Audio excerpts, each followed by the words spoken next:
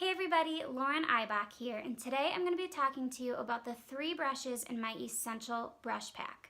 These brushes were created for hand lettering in Procreate on the iPad Pro, and I'm going to show you how I use them in my everyday lettering and how you can too. So, let's get to work. So as you can see, we are now in Procreate. If you don't have Procreate on your iPad, it's super easy. You can just download it at the App Store, and it's not free, but it's very affordable and totally worth the money. So let's dive right in. I've already got my brushes downloaded. If you have questions about how to download your brushes, I've included instructions in the Etsy listing, as well as a PDF in the email that you get after you purchase the brushes.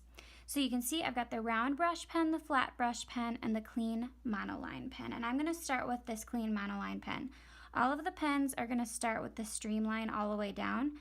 I like to have it at around 75% just to help smooth things out when I'm writing. So the monoline pen doesn't really have any pressure. Oh, you know what? I'm going to turn it all the way up to 100. The monoline pen doesn't have any pressure differentiation because it's a monoline pen, but it looks really good and it turns out really smooth. What am I even writing? I'll write love. Just start with an L. L's my favorite letter, can you tell?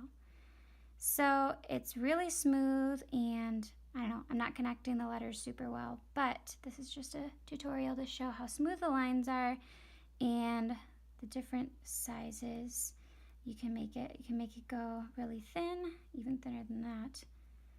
And it just looks really, really clean, or really thick like that, if that's what you like. But I love using the monoline pen for print letters, or if I just want to kind of change things up. I've been doing more monoline stuff lately just to change things up a bit. So that's that one, and yeah, so when you want to turn up the streamline, it's just right here, the second one on the stroke section. And so we're going to do the same thing, and now I'm going to show you the flat brush pen, and this one is my all-time, whoa, my voice just cracked. This one is my all-time favorite. And I'm going to turn the streamline up. The reason I set the default to all the way down is just because not everybody likes it turned all the way up, and then you can adjust it to your heart's content. So here we go, my favorite, here we go. This time I'm gonna write happy. So this one, as you can see, is pressure sensitive, and we press harder down on the downstrokes to get the thick line, and then let up a bit on the upstrokes to have thinner lines on the upstrokes, and that's what gives us this calligraphy look. Happy. So that looks pretty good. And I'll just do another word. So you can see we can go even thicker.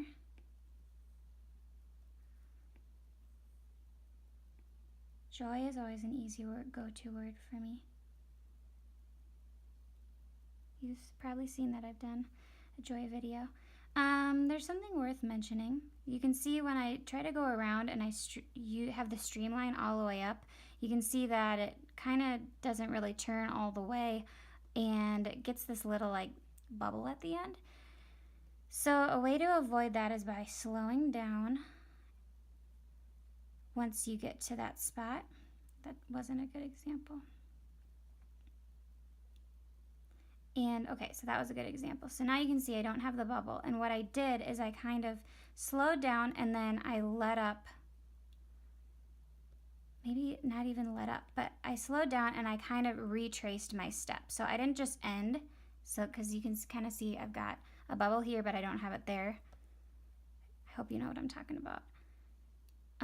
But see how I retraced my step, and now I don't have this weird jagged spot, and this is nice and clean. So that's just kind of one way around that, because there isn't really any way to get rid of that I could find. I spent a lot of time trying to figure that out, but it's really not that bad, and it doesn't happen all the time.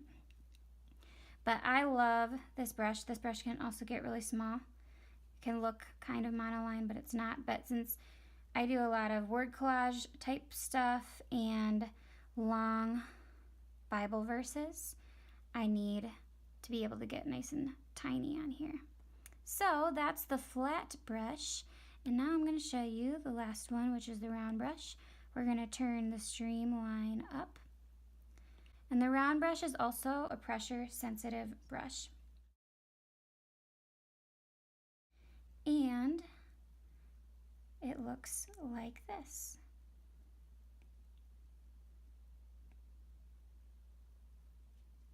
Love. I kind of like using the round brush for daintier letters, kind of making them look wispier or just a little bit more elegant than my other letters.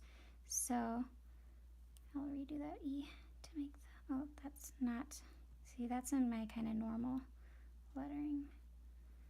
There you go, love. And you can make this one very large as well.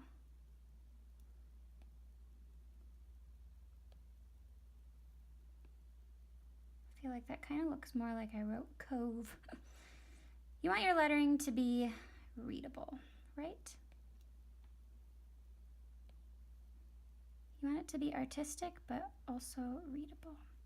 That looks way more readable. And this one also gets very low down, almost to, well, that looks pretty monoline to me, but you can make it nice and thin or thick. But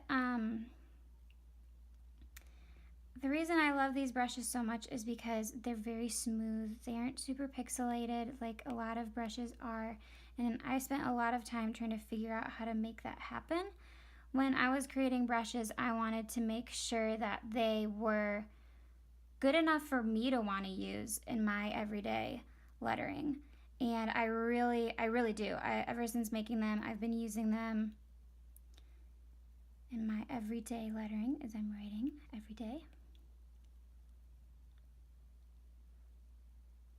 So I think you will love them just as much as I do. I love this flat look. It's kind of become my signature look in a way every day. I usually don't letter this fast. I usually agonize over the smoothness of every letter, but I won't today because that's super boring to watch, which is why I don't go live a lot because I just think you would all be so bored every day. I don't really like how the Y's are different every day. It's nice and little, but that's okay. Ah! Now you can see it. Because I like using them every day. Alright, so that's just my quick tutorial on how to use the brushes. Again, if you're having trouble getting them downloaded, I know that can be tricky on Etsy.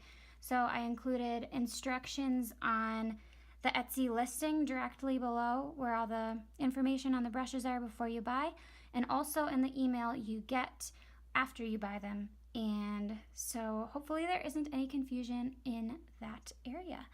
But if you have any other questions about the brushes, feel free to leave them in the comments, comment on any of my Instagram posts with questions, or send me an Etsy convo. But that's all I've got for you today. Thanks for watching, and I hope this was helpful, and I hope you love these pens as much as I do.